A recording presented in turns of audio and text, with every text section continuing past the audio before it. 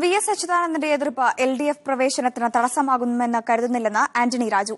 അനൌപചാരിക ചർച്ചകൾ എൽ.ഡി.എഫുമായി നടത്തിക്കഴിഞ്ഞു. ഒരു തവണ പോലും പാർട്ടി വിടരുതെന്ന് പി.ജെ. ജോസഫ് ആവശ്യപ്പെട്ടിരുന്നില്ലെന്നും ആന്റണി രാജു പറഞ്ഞു. Media one exclusive. നിന്ന് പുറത്തു വന്നതിനു ശേഷം ഫ്രാൻസിസ് ജോർജിനൊപ്പം നിൽക്കുന്നവരുടെ നിലപാട് വ്യക്തമാക്കിയാണ് ആന്റണി രാജു മീഡിയ വണ്ണോട് സംസാരിച്ചത്. എൽ.ഡി.എഫിനൊപ്പം നിൽക്കാനാണ് ആഗ്രഹമെന്ന് പറഞ്ഞ ആന്റണി രാജു ചർച്ചകൾ നടത്തിയ കാര്യവും സമ്മതിച്ചു. സ്വാഭാവികമല്ലേ, കാരണം ഞങ്ങളെല്ലാം നേരത്തെ എൽ.ഡി.എഫിൽ ഉണ്ടായിരുന്നവരാണ്. അവരുമായിട്ടുള്ള നല്ല ബന്ധങ്ങളുണ്ട്, വ്യക്തിപരമായ അടുപ്പങ്ങളുണ്ട്, വ്യക്തിപരമായി ഞങ്ങൾ ആശയങ്ങൾ കൈമാറാറുണ്ട്.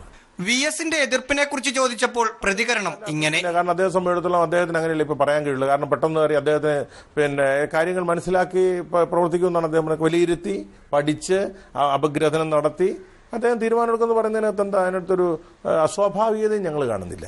സ്കറിയ തോമസിന്റെ കേരള കോൺഗ്രസുമായി യോജിച്ച് ഒരു പാർട്ടിയായി എൽ.ഡി.എഫിൽ നിൽക്കില്ലെന്ന് പറഞ്ഞ ആന്റണി രാജു മൂവാറ്റുപുഴ, ഇടുക്കി, ചങ്ങനാശ്ശേരി, തിരുവനന്തപുരം സീറ്റുകൾ ലഭിച്ചാൽ വിജയിക്കുമെന്നും ആത്മവിശ്വാസം പ്രകടിപ്പിച്ചു. പാർട്ടി വിടുന്നത് പി.ജെ. ജോസഫിനെ അറിയിച്ചപ്പോൾ എന്താണ് പറഞ്ഞതെന്ന ചോദ്യത്തിന് നൽകിയ ഉത്തരം ഇതായിരുന്നു: ഞങ്ങളോട് മാണി വിഭാഗം വിട്ടു പോകണ്ടെന്ന് അദ്ദേഹം പറഞ്ഞില്ല. ഒരു തവണ പോലും ഞങ്ങളെ വിട്ടുപോരുമെന്ന് അദ്ദേഹം പറഞ്ഞില്ല. കാരണം അദ്ദേഹത്തിന്റെ മനസാക്ഷി അതിനനുവദിക്കില്ല. മനോജ് പി.എല്ലിനും സജാദിനുമൊപ്പം റഹീസ് റഷീദ്, മീഡിയ വൺ, തിരുവനന്തപുരം.